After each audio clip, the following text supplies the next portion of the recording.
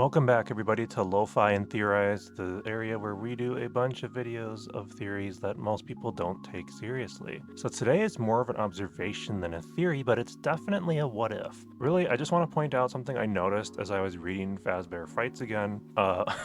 So to really poorly summarize the important bits, there's this dude, Dr. Phineas, who's been studying emotions and he's been researching agony as we know it in FNAF. The important part though is that he buys haunted objects that are shipped to him quite regularly.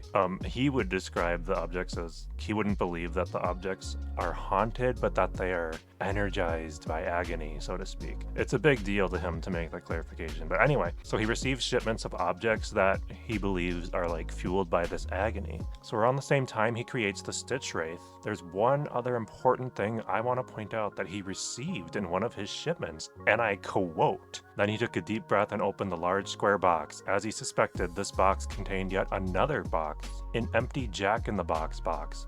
Wonderful, this was going to have a lot of juicy agony in it." Is this talking about Jackie?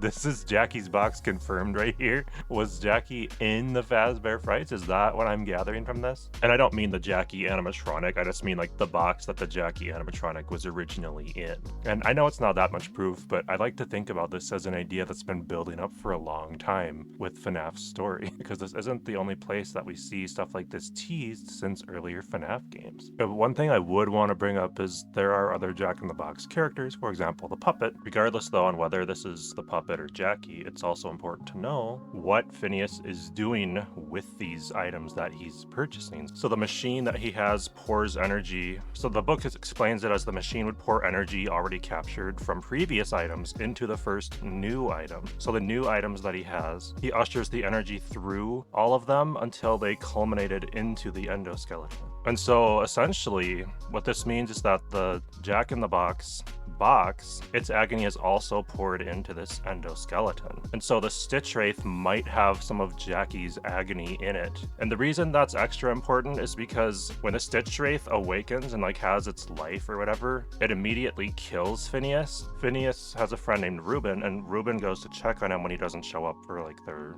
lunchtime or whatever. And so the important thing is that he goes into Phineas's work area, and it tells us that he couldn't get the image out of his head of, he saw that there were black tear streaks that had stained the dead scientist's face. And I can't help but think that Jackie also has these black tear streaks. Now, black tear streaks are pretty common in FNAF. This isn't the only place we see them. But I want to point it out because Jackie doesn't have black tear streaks originally, the original Jackie design. But the Secret of the Mimic picture does seem to have little black streaks on it. And they could just be burn marks or damage marks or something, but the fact that they're right under the eyes is very, very strange to me, which is somewhat reminiscent of how the puppet in FNAF doesn't have the bleeding eyes before it becomes possessed by Charlie. The fact that both of these animatronics have the same Jack-in-the-Box music pretty much is very, very telling to me. It's very, very intriguing, so that has a lot of lore implications for Stitch Wraith, Fazbear Frights, etc. It's really crazy connections here. And that could just be, I'm just